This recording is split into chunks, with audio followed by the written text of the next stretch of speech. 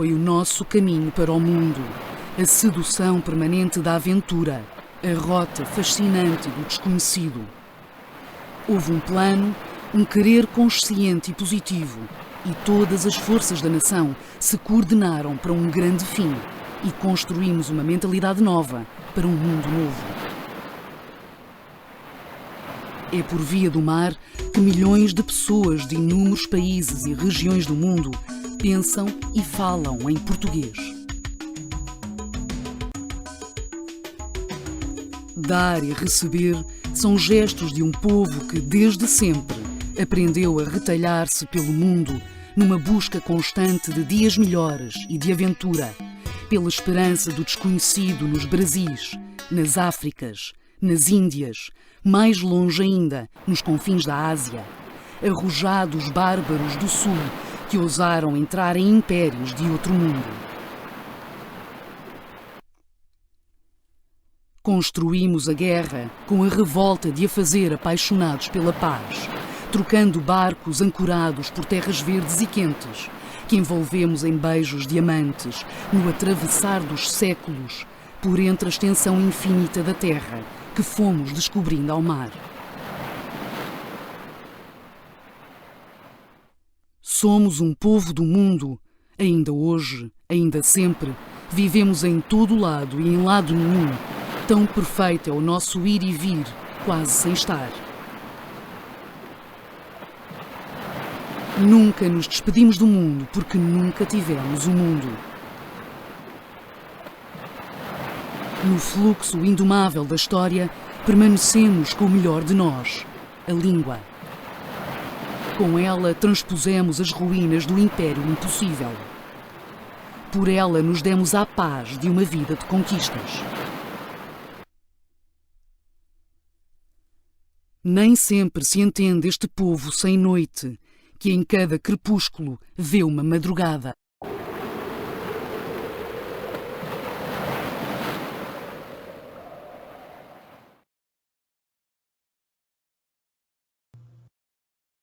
Sejam bem-vindos a mais uma emissão do programa Marca Portugal Global. Temos desta vez Graça Mendes Pinto Ludovice, diretora do Museu Nacional da Música, foi também diretora da Galeria de Pintura do Rei Dom Luís I no Palácio Nacional da Ajuda.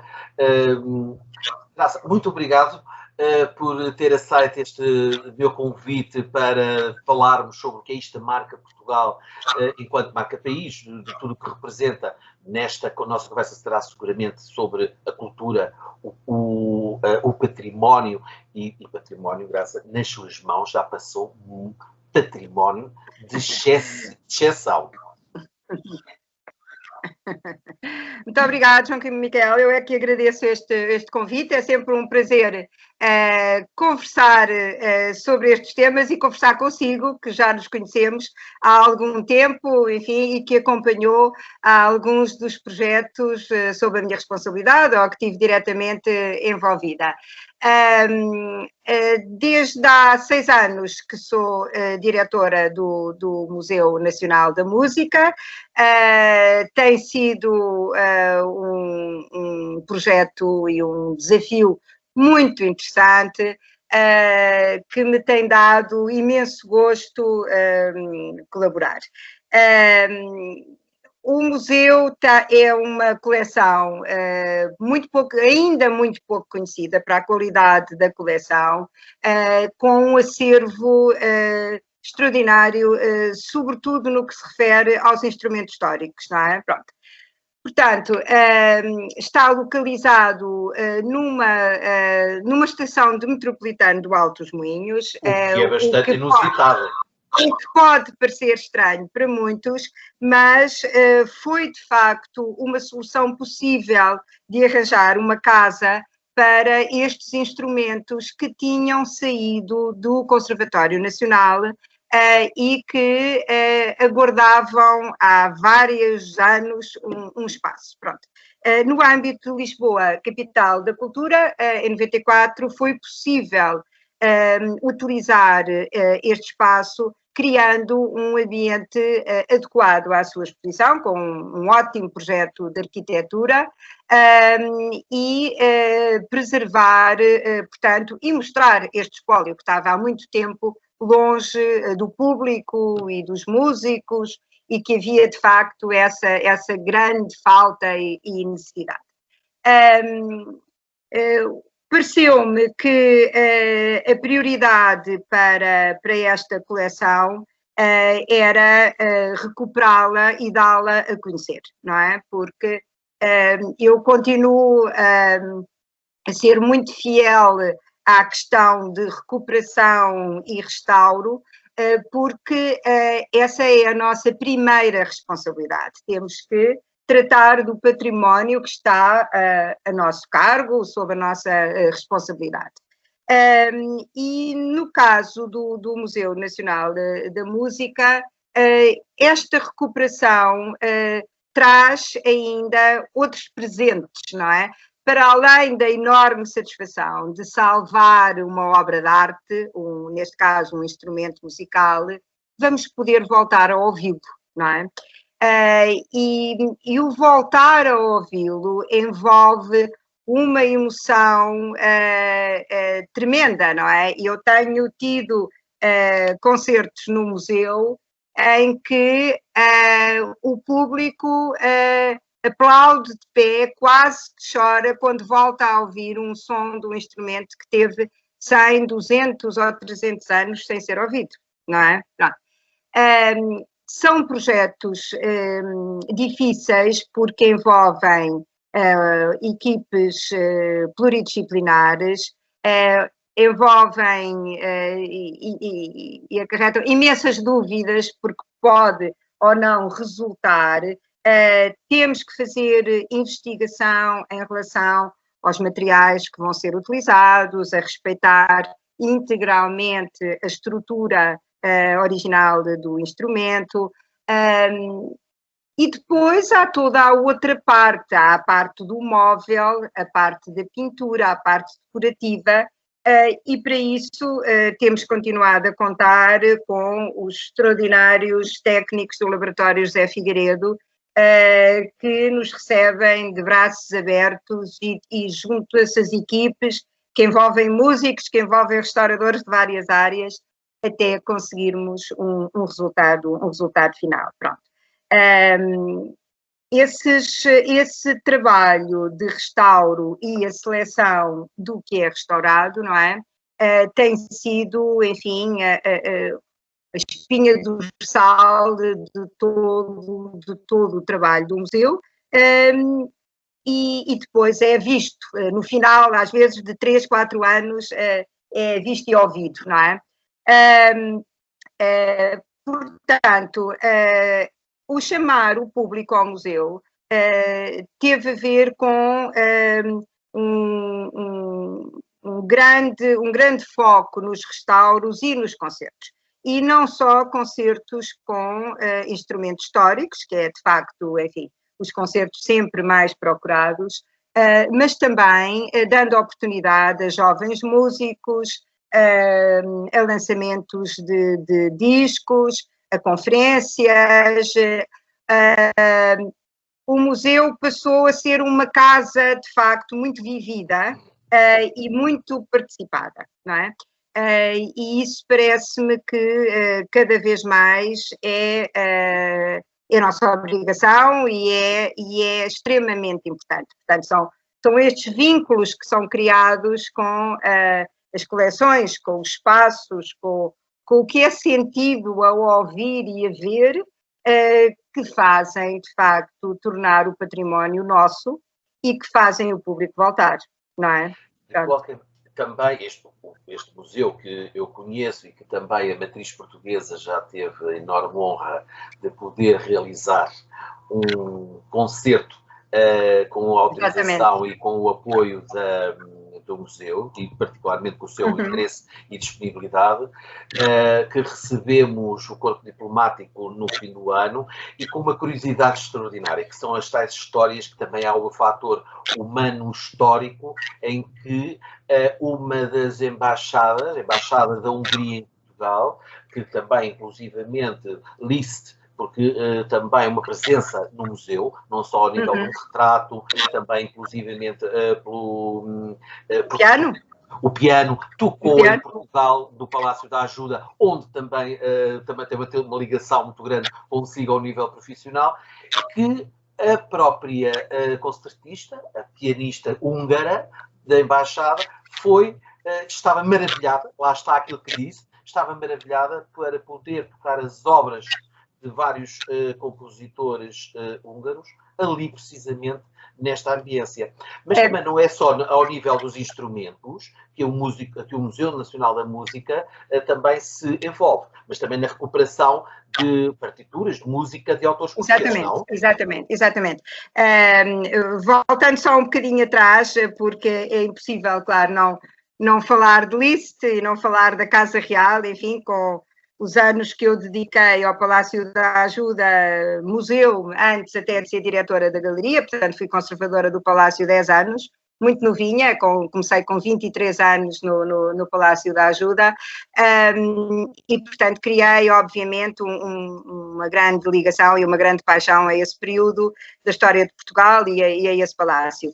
Mas nós temos no museu o chamado piano do Liszt. O piano do Liszt é um piano Boiselot que veio para Portugal quando o Liszt, em 1845, visita a corte portuguesa. É um piano que a rainha, que fica oferecido ou comprado, enfim, porque a rainha não comprava, não é? Para a Casa Real nessa época, e onde todos os príncipes, estamos a falar de Dom Pedro, Dom Luís, Dona Mariana, Dona Antónia, Príncipe Dom João, Dom Fernando, etc., aprendem a tocar. Com o seu professor, que era o Manuel Inocêncio Liberato dos Santos, que, aliás, está representado no museu com um retrato e bem perto do piano do Liszt. Este piano está em processo de restauro.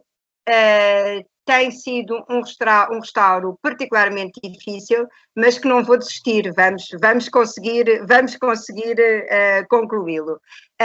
Eu já ouvi o som do piano, com a enorme gentileza do Artur Pizarro, que foi experimentar o piano após a primeira fase de restauro, e só me apetecia continuá-lo a ouvir por horas e horas e horas, já estava com um som maravilhoso. De qualquer forma, ainda não está pronto, e como eu digo, os instrumentos musicais são restauros particularmente sensíveis e particularmente lentos de serem concluídos, e cada passo é um passo pensado e requerem uma manutenção. E requerem uma manutenção grande. Mas, sobretudo, no caso dos instrumentos, há que termos cuidado com temperaturas e umidades, não é? Portanto, haver uma temperatura e umidade estável, o que estando o museu é climatizado, onde está, mas o simples facto de estar num piso inferior estabiliza muito as temperaturas e umidades. É mais fácil, gasta-se menos dinheiro em AVACs, porque é de facto mais fácil conseguir uma temperatura e umidade desejável. Este piano tem ainda outra particularidade. As coleções do Museu Nacional da Música são fruto do colecionismo privado. Portanto, foi Alfredo Queiro, o grande Alfredo Queiro, pintor e autor da música do hino português, não é? E Miguel Ângelo Lambertini, um grande musicólogo, que tinha o sonho de fazer um museu de instrumentos em Portugal. Portanto, são sobretudo estas duas figuras extraordinárias que reúnem a grande parte da coleção. Depois, com o final da monarquia e com alguma dispersão de coleções reais, alguns instrumentos juntam-se a este núcleo para criar um museu no Conservatório Nacional. Enfim, houve várias vicissitudes pelo meio, que obviamente muito definitivas quando morrem os dois grandes apaixonados por este projeto, que será já o Miguel Ângelo Lambertini e mesmo o Monteiro Milhões, não é? Portanto, que tinha entrado neste projeto da construção de um grande museu da música. Portanto, juntam-se as coleções reais e nas coleções reais temos uma das maiores estrelas da nossa coleção, que é o violoncelo Stradivarius Cheviard, rei de Portugal. Portanto, os Stradivarius ganham o nome dos seus proprietários e dos seus ilustres proprietários. Dom Luís adorava tocar, sabia tocar piano, sabia tocar violoncelo e a sua grande paixão era, de facto, o violoncelo. Temos uma fotografia maravilhosa do Dom Luís no ateliê de pintura do Palácio da Ajuda com o violoncelo. Não é este Stradivarius, é outro violoncelo, mas ele fez-se retratar já numa idade avançada com o seu violoncelo e no ateliê de pintura, que ele também gostava imenso de pintar, não terá a arte do Dom Carlos, mas também pintava. Aliás, eu há pouco ouvi a entrevista do meu colega e amigo José Alberto Ribeiro referir as aguarelas do Casa Nova, portanto, as aguarelas que compunham um álbum que a Rainha Maria Pia encomendou para oferecer ao marido, que nunca chegou a ver. Portanto, havia uma coisa que, quando as aguarelas apareceram, estava eu a preparar a exposição do Rei Dom Luís, foi assim, aqueles presentes divinos, a tentarmos imaginar como é que eram as salas, e aparecem as aguarelas com um tal detalhe que até as fotografias que o Dom Luís tinha em cima da secretária nós conseguimos identificar. A fotografia da irmã, da Dona Antónia, era perfeitamente visível, apesar de estar representada em meio centímetro ou 1 centímetro na aguarela. Portanto, nesses álbuns, portanto, temos, como referiu o meu colega, os interiores da Casa Real e, de facto, um preciosíssimo manancial de trabalho. Eu já não me recordo agora porque é que eu estava a referir as aguarelas do Dom Luís. Eventualmente porque estaria lá retratado ou identificado o violoncelo. Não era pelo violoncelo, apesar talvez pelo ateliê de pintura de Dom Luís. Do Dom Luís, sim, provavelmente, que também há uma aguarela do ateliê de pintura. Eu já vi essas aguarelas e, de facto... são extraordinárias. No gabinete de trabalho do rei, inclusive os retratos reais. Exatamente. Dona Maria Bárbara, etc. Sabes perfeitamente qual é o local. Dona Mariana Vitória e o Dom Carlos ser pequeno. Graça, diga uma coisa. É interessante, há pouco eu tinha-lhe perguntado, e de facto, esta sua paixão é latente, como também foi com o José Alberto Ribeiro. Vê-se que é uma paixão e ainda bem que eu acho que foi Deus que vos deu este presente de poderem estar à frente dos sinos destas casas. É importante também, e acredito também o façam, que é redescobrir, dar a conhecer, trazer à luz ou aos ouvidos partituras que estavam então desconhecidas, autores que eram desconhecidos, exatamente, ou lembrar aqueles que já não são desconhecidos, mas obras que não eram tão conhecidas para o público. Exatamente, e era isso também que eu ia continuar, enfim, a minha resposta. Entusiasmei-me com a questão das aguarelas do Casa Nova, porque realmente foi de tal maneira extraordinário terem aparecido naquela altura, que realmente é um presente para os investigadores e para todos. Até hoje dão frutos esta descoberta. Mas o acervo do Museu Nacional da Música é constituído por uma parte de instrumentos, portanto, a coleção instrumental, que eu refiro como a espinha dorsal da coleção, e depois o acervo fonográfico, o acervo iconográfico e o acervo documental. Pronto. E são peças também perfeitamente extraordinárias. Aí temos uma importantíssima marca também dos doadores, assim como nos instrumentos, que, enfim, sobre os quais eu já irei falar um bocadinho sobre a importância destas doações, mas chegamos a ter doações de 7.000 litramos, por exemplo, entre fotografias, partituras, etc. Para conhecer, criámos há 4 ou 5 anos, creio que chegámos a fazer 3 ou 4 temporadas, um ciclo de concertos chamado Músicas do Acervo, que partia exatamente daí. Portanto, partia das partituras existentes de alguns autores menos conhecidos, muitos deles também portugueses, e depois o concerto era estruturado partindo desse espólio e comparando o autor ou com outros músicos da mesma época, ou com influências que terá tido, ou com influências que deixou, não é? Pronto. E tornou-se, de facto, mais visível um espólio que é muitas vezes mais reservado apenas para investigadores ou para curiosos de determinados autores. Eu já sei o que é que estava a referir as aguarelas e também o acervo da ajuda, é que, ao contrário dos instrumentos que vieram das coleções reais para o acervo do museu, este piano, dito piano do Liszt, o piano extraordinário Boiselot, foi a própria família do antigo professor de música que doou ao museu, o que é muito bonito também, não é? Pronto, porque a Dona Maria II ofereceu-lhe o piano e os descendentes foram entregar o piano ao museu. Pronto.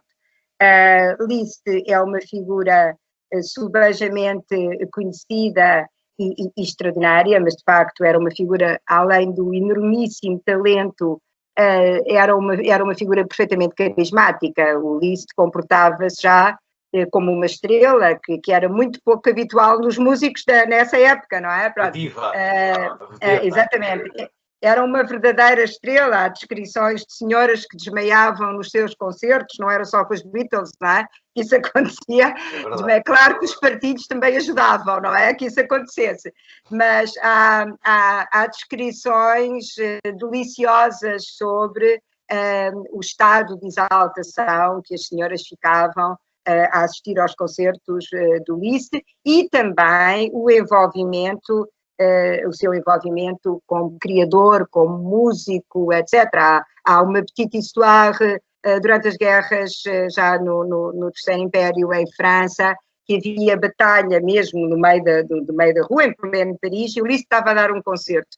E um militar entrou muito aflito na zona do espetáculo, no teatro, e perguntou ao encarregado lá do local, então houve baixas? E ele disse, houve 3 pianos, porque, enfim, havia de facto, os concertos eram históricos a todos os níveis. Claro que a própria construção dos pianos na época era diferente, e, portanto, seriam mais frágeis do que hoje em dia, mas eram concertos de uma intensidade extraordinária. Graça, inclusive, o que fala agora nesse episódio, que no meio de um cenário de guerra, que houve 3 baixas, há no museu também um piano sobrevivente à grande hecatombe do século XVIII em Lisboa.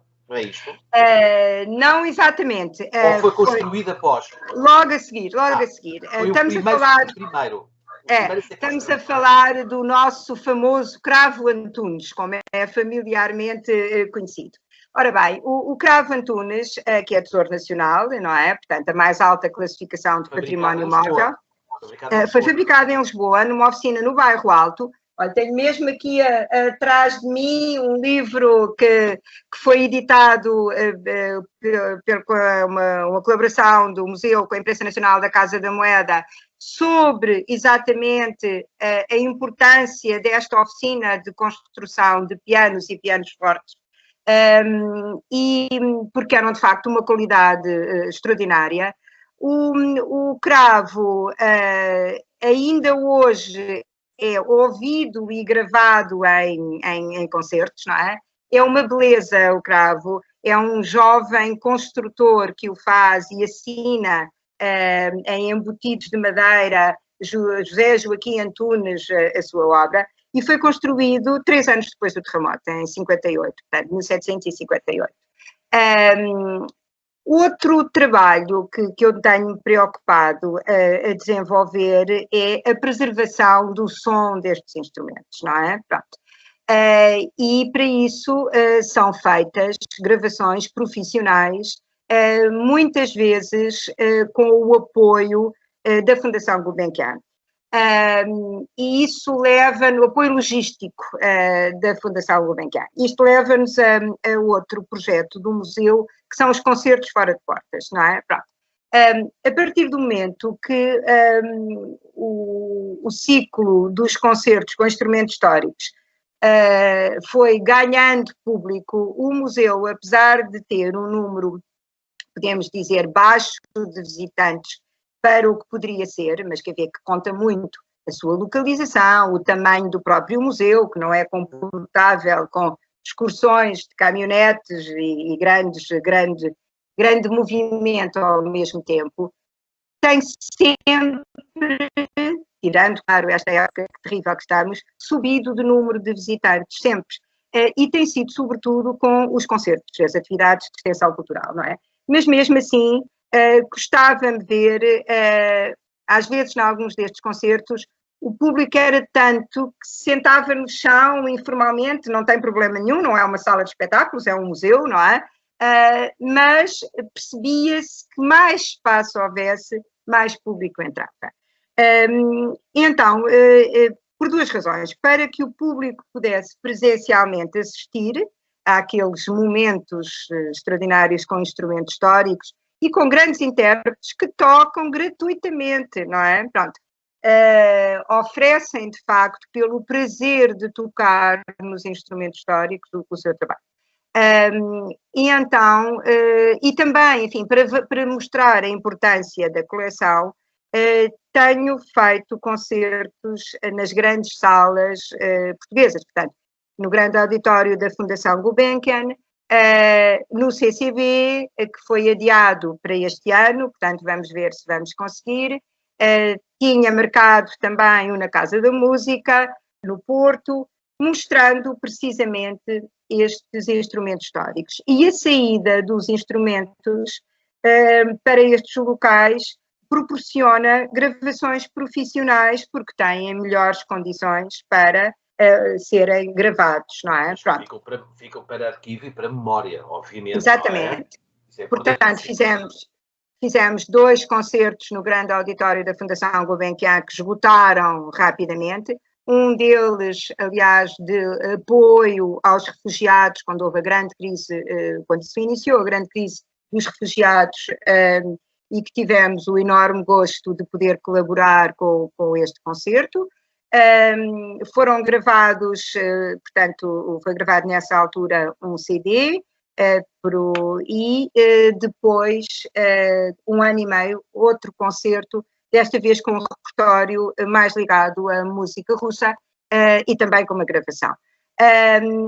Os cravos têm sido gravados também, alguns na Fundação Gulbenkian, e concretamente neste período tão difícil, mesmo assim conseguimos ultrapassar essa questão e ainda fizemos uma gravação, mesmo antes de começar o pior período já de confinamento, com o apoio da Fundação Gulbenkian e com o outro cravo Antunes. Ou seja, um dos restauros que fizemos foi precisamente de um cravo que nos parecia, enfim, à dita equipe pluridisciplinar, que era muito provavelmente desta mesma família de construtores e, portanto, de excepcional qualidade, e de facto confirmou-se. Portanto, estou aqui a olhar para ele, este foi o último CD gravado com este novo cravo, que é 30 anos depois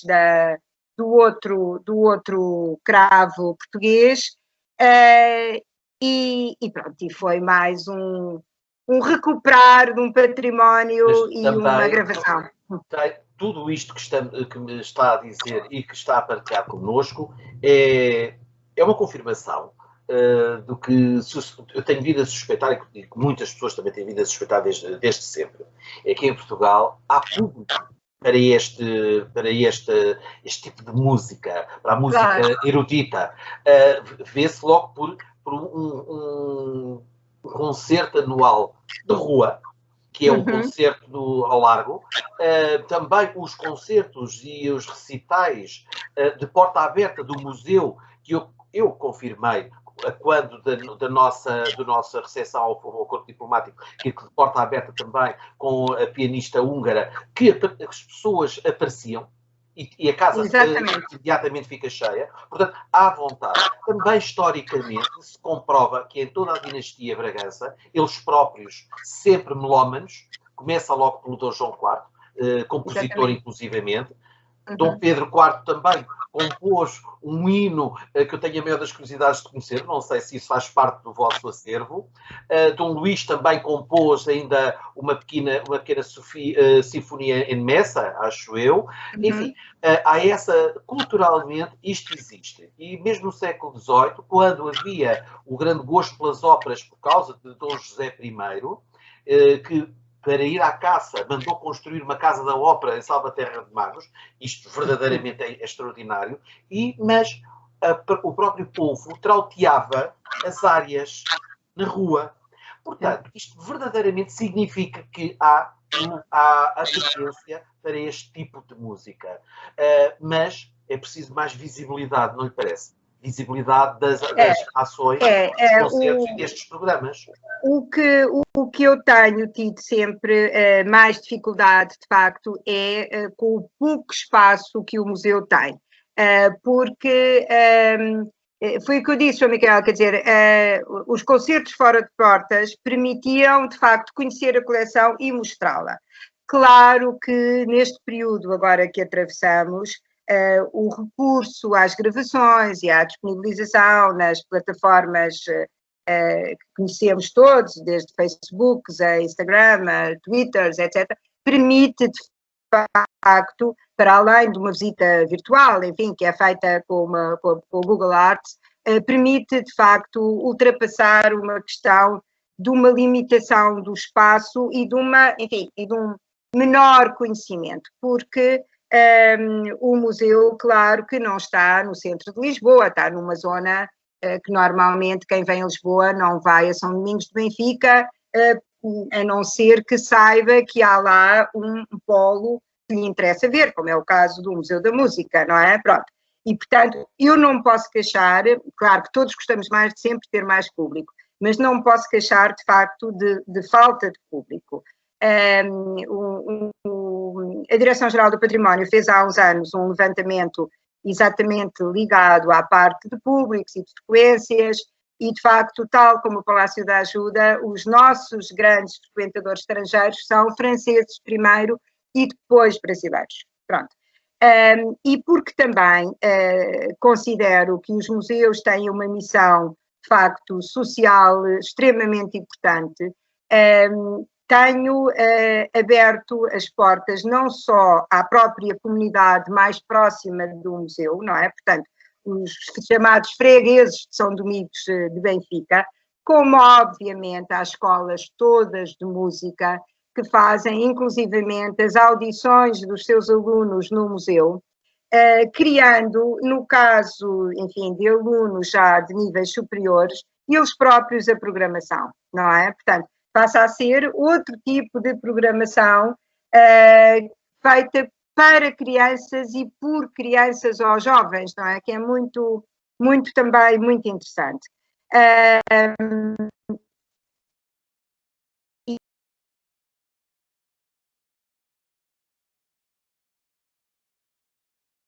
Caso, por exemplo, de brasileiros. Portanto, há muitos concertos com artistas brasileiros e também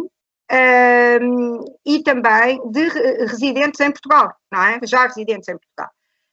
Eu não posso deixar de citar dois projetos de música, de ciclos que envolve os alunos do Conservatório Nacional, da Escola Artística de Música do Conservatório Nacional, como é o seu nome completo, que atualmente já fazem também concertos em outros museus, nomeadamente no Museu dos Costos ou no Palácio da Ajuda, mas que começaram ali no Museu da Música, porque há de facto uma grande ligação deste espólio, deste acervo, ao ensino da música e concretamente ao Conservatório Nacional, não é?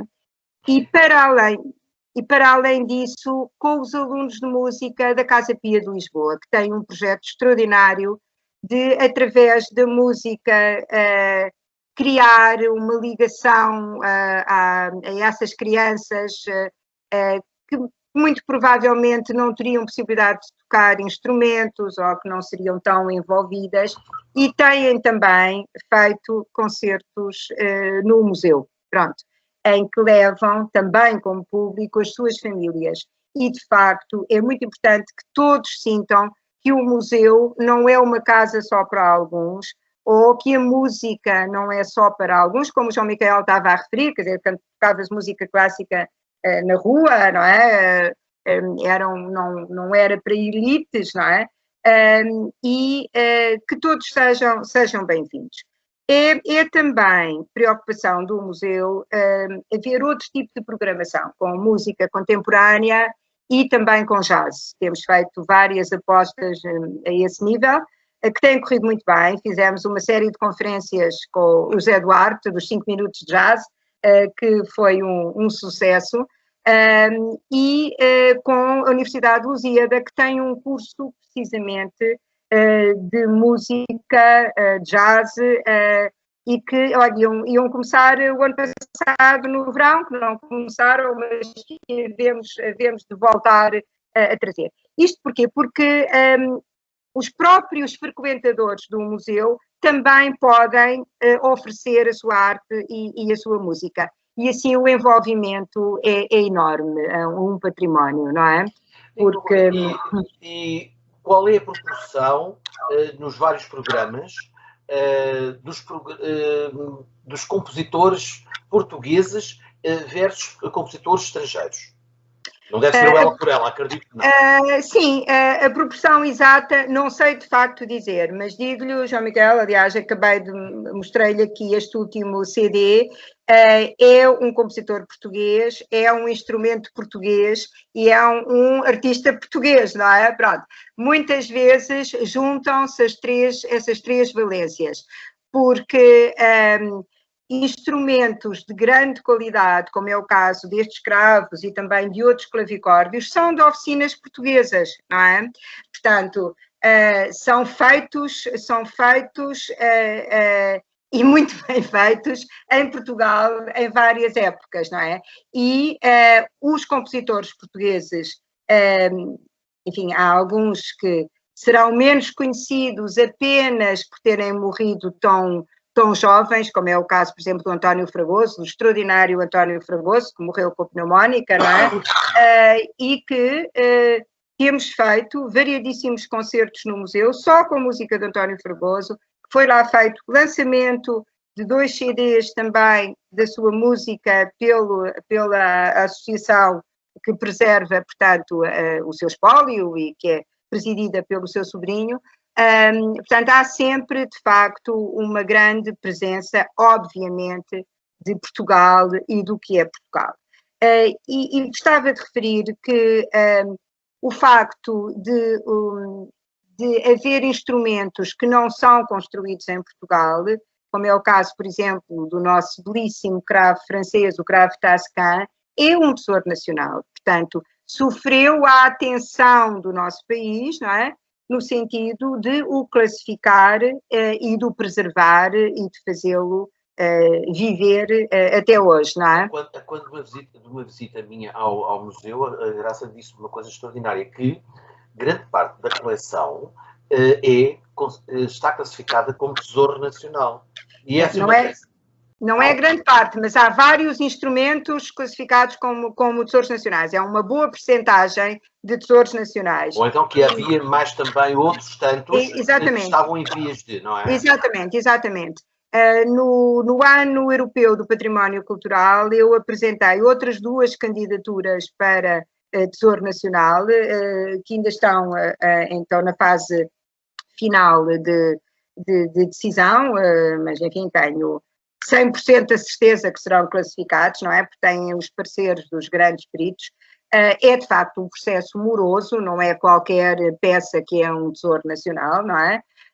E ainda bem que assim o é, portanto tem que haver um critério apurado e tem que haver, de facto, pareceres de quem de direito, e tenho absolutamente a certeza que mais estudos se façam, mais restauros se façam, teremos muitos outros candidatos muito válidos a tesouros nacionais, não é?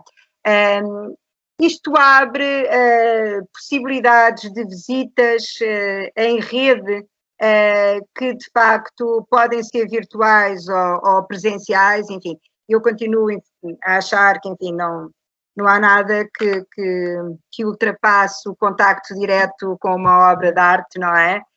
Infelizmente estamos numa altura que não é possível, mas também podemos estar a aprender muito mais sobre essa obra e depois quando estivermos face to face será uma emoção com certeza muito maior.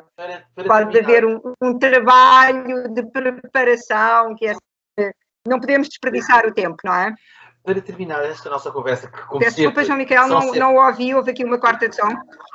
Para terminar esta nossa conversa, como sempre, são sempre conversas absolutamente fantásticas e que nos levam a querer conversar mais ainda, trazer mais elementos, e que o tempo disponível nunca chega,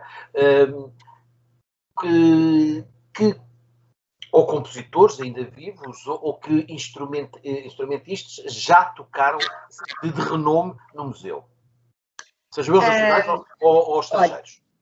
João Miquel, eu comecei a conversa sobre o espólio do museu referindo os restauros e os estudos que são necessários antes do restauro, não é? Portanto, é todo um processo que envolve várias fases, não é? Muitas delas completamente invisíveis do grande público, para dizer que a minha opção tem sido centrarmos-nos na recuperação dos instrumentos. E isto mesmo a nível do orçamento, não é? Pronto.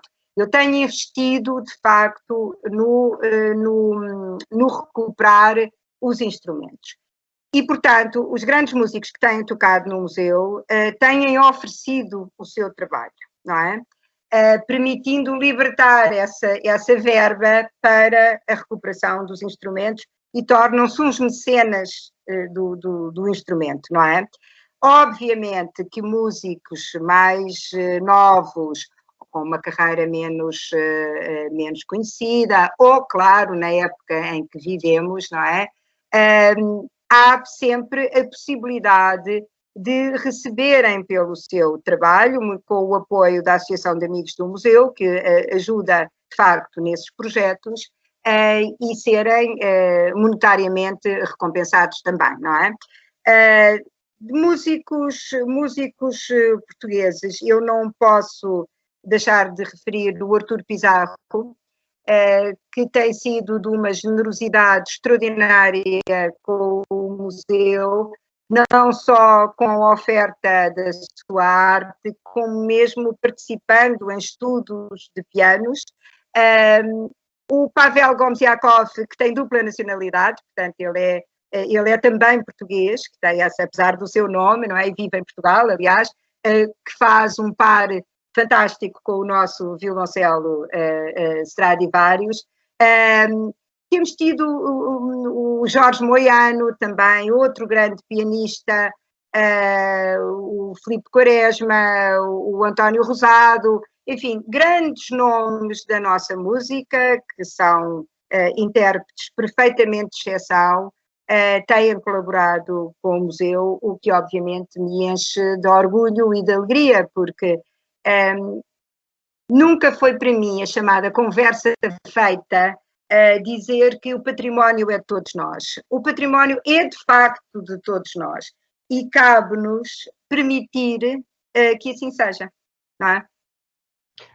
Graça, foi um prazer imenso. Vamos ficar, depois desta nossa conversa, com um pequeno excerto de algo, de uns pequenos recitais, enfim, do que se passa neste museu, surpreendente a todos os níveis, inclusivamente pela sua localização, que até concorre para a qualidade ambiental de proteção e conservação dos próprios instrumentos, e também pela envolvência que até o torna até mais intimista, com a ausência de janelas e tudo mais, aquelas luzes muito mais indiretas, torna tudo muito mais intimista, é mesmo uma viagem a todos os instrumentos, que não são só instrumentos clássicos, há também os instrumentos etnográficos, não é? Claro. De qualquer maneira, tenho a agradecer-lhe esta nossa conversa.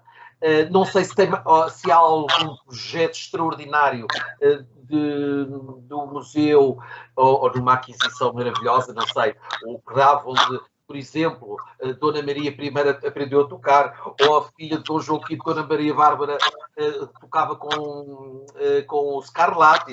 Uma surpresa desta. Eu quero terminar com duas breves notas. Sim, temos peças extraordinárias que só elas davam uma peça inteira aqui de conversa, não é? E terei muito gosto em voltarmos a conversar, porque obviamente que todas estão ligadas a Portugal e à marca de Portugal, de uma maneira ou de outra, não é? Ou por terem pertencido devido aos seus proprietários, ou à sua construção, ou aquilo que elas representam enquanto contendo... são bocados de história, não é? Que temos à nossa guarda. Mas não posso deixar de referir que, de facto, estamos a preparar a mudança do museu para um local com outra dignidade e outro tamanho, enfim, que vai permitir muito boas surpresas a nível da forma como a coleção poderá ser explorada. Mas para esse tópico, então, é mesmo uma outra conversa consigo que fica combinada desde já, está bem? E faremos essa conversa já no local, então, aproveitando no local. Foi e tínhamos mais para conversar quando foi diretora da galeria, que recebeu o Hermitage, recebeu os Tesouros da Madeira, recebeu o Botero, enfim, era tanto mais que Portugal de facto tem condições de receber e também de fazer-se representar. E a Graça teve esse enorme privilégio. Tive esse enorme gosto. Tive esse enorme gosto. Eu realmente, mais uma vez, como disse o meu colega Zé Alberto Ribeiro, a galeria tem condições extraordinárias, não só de espaço, como também de climatização, de segurança, além de ser num sítio magnífico que é o Palácio Nacional da Ajuda, não é? E merece grandes exposições.